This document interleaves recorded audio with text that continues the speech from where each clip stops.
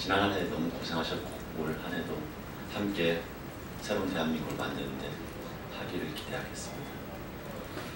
세 가지 정도 현안으로 말씀드리겠습니다. 먼저 어제 체포되었던 정유라 관련 내용입니다. 어제 덴마크에서 체포된 정유라가 귀국 조건으로 불구속 수사 보장이라는 점을 내걸었습니다. 박근혜 최순실 게이트의 중심인물다운 참으로 기막힌 뻔뻔한 행위입니다.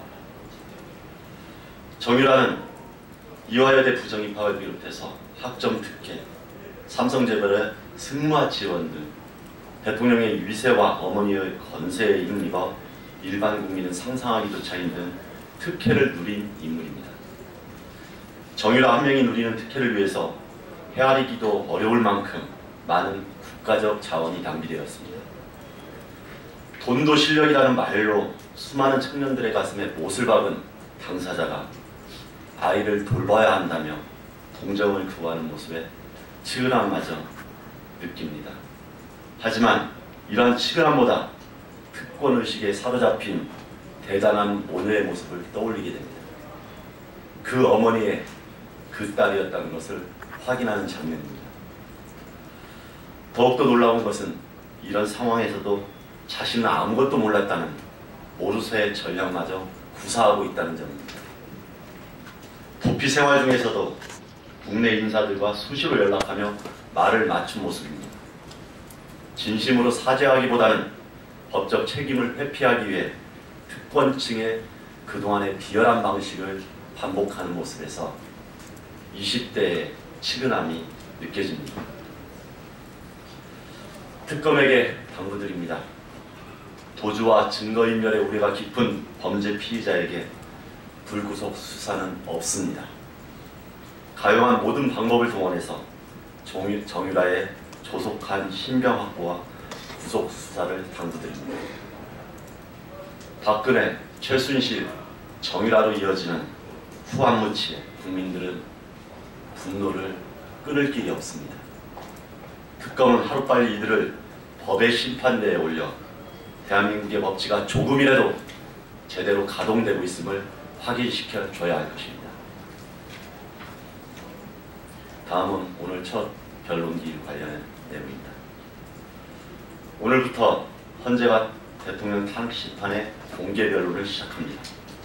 사실상 이번 탄핵 정부의 본무대가 막이 오르는 것이지만 탄핵소추 당사자인 박근혜 대통령이 불참한 가운데 진행될 것으로 보입니다.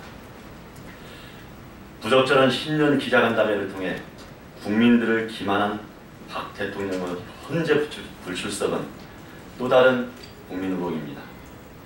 박 대통령은 국정위기를 최소화하려고 노력하기는커녕 한결같이 절망스러울 정도로 면피를 위한 행보를 보이고 있습니다. 헌재의 신속한 판단을 구한다던 박 대통령이었습니다. 박 대통령은 탄핵 심판의 발목을 잡으려 하지 말고 심리에 성실히 임해야 할 것입니다. 국정 책임자로서 모든 책임을 부정하고 엮였다는 말 한마디로 정경유착과 뇌물죄에서 벗어나려고 발버둥 쳐서는 안 될 것입니다. 이재용 부회장과의 독대자를 위해서 작성된 말씀 자료는 그동안의 그 변명과 거짓이 얼마나 후한무치하였는지를 보여지는 방증입니다. 최순실 일당의 지원과 삼성의 경영권 승계를 맞바꾼 대통령의 추악한 부당거래, 이것은 어떤 거짓말로도 빠져나갈 구멍이 없다는 점을 대통령은 명심해야 할 것입니다. 박 대통령에게 더 이상의 퇴로는 없습니다. 1차 공개 변론을 공전시킨다 하더라도 헌재는 조속한 심판으로 정의가 살아있음을 밝혀줄 것입니다. 헌재는 대통령의 비정상적인 심리 상태를 하루속히 꺼내주길 바랍니다. 마지막으로 AI 관련 내용입니다. 사상 초유의 AI 확산으로 닭, 오리 등 가금류의 살처분 주수가 3천만 마리를 넘었다고 합니다. 전체 사육두수의 18%를 넘는 어마어마한 양입니다. 더욱이 고양이 전염 사례까지 발생하면서 어디까지 번질지 예상조차 할 수 없는 두려움의 상황입니다. 무너진 방역체계와 정부의 무기력한 대응으로 국민들은 연일 불안에 떨고 있습니다. 더욱이 핵심 식재료 중 하나인 계란값이 폭등하면서 서민들의 체감 물가도 출렁이고 있는 상황입니다. 정부의 무능이 국가 전체에 얼마나 큰 피해를 입히고 있는지 국민들은 다시금 옴속 겪고 있습니다. 지금 이 사태의 가장 큰 원인은 컨트롤 타워를 잃어버린 정부의 무책임한 무능한 대응입니다. 초기에 일부 농가의 반발로 인해 생닭 유통을 놓고 정부가 방침이 갈팡질팡했습니다.